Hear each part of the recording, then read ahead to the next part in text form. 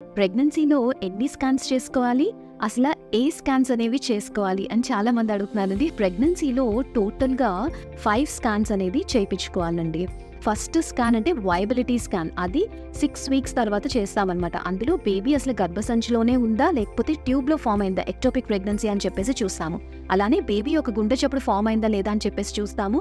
అలానే అది singleton ప్రెగ్నెన్సీనా, twin ప్రెగ్నెన్సీనా, triplet ప్రెగ్నెన్సీనా అని కూడా ఆ స్కాన్‌లోనే తెలుస్తుందన్నమాట. నెక్స్ట్ స్కాన్ వచ్చేసి ఎన్‌టీ స్కాన్. అది సాధారణంగా 11 నుంచి 14 వారాల మధ్యలో చేస్తామన్నమాట. సో దీనివల్ల ఏంటంటే బేబీకి ఏవైనా క్రోమోజోమల్ అనామలీస్ ఉన్నాయా లేకపోతే డౌన్ సిండ్రోమ్ ఉందా అని చెప్పేసి తెలుసుకోవడానికి ఈ ఎన్‌టీ స్కాన్ అనేది చేస్తాము. 5th మంత్లో చేసే స్కాన్ టిఫా స్కాన్. అది 18 వీక్స్ నుంచి 22 వీక్స్ మధ్యలో చేస్తాము. ఇందులో బేబీకి ఏమైనా అవకరాలు ఉన్నాయా అంటే ప్రతి ఒక్క ఆర్గాన్ బేబీలో సరిగ్గా ఫామ్ అయిందా లేదా అని చెప్పేసి చూస్తామన్నమాట. నెక్స్ట్ స్కాన్ వచ్చేసి గ్రోత్ స్కాన్.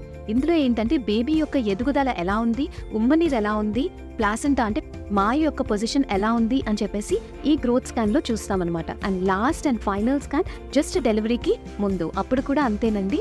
బేబీ యొక్క ఎదుగుదల ఎలా ఉంది, ఆ టైంకి బేబీ వెయిట్ ఎంత వచ్చింది, తర్వాత ఉమ్మనీరు అనేది ఎంత శాతం ఉంది, తర్వాత ప్లాసెంటల్ పొజిషన్. మన వెబ్సైట్లో ఎప్పుడు ఏ స్కాన్ చేయించుకోవాలి అని చెప్పేసి ఒక టూల్ అనేది ఫార్ములేట్ చేయడం జరిగిందండి. సో ఒకవేళ కనుక మీకు పర్సనల్గా అది కావాలి అని అంటే కింద కామెంట్ సెక్షన్లో కామెంట్ చేయండి ప్రెగ్నెన్సీ టూల్ అని చెప్పేసి.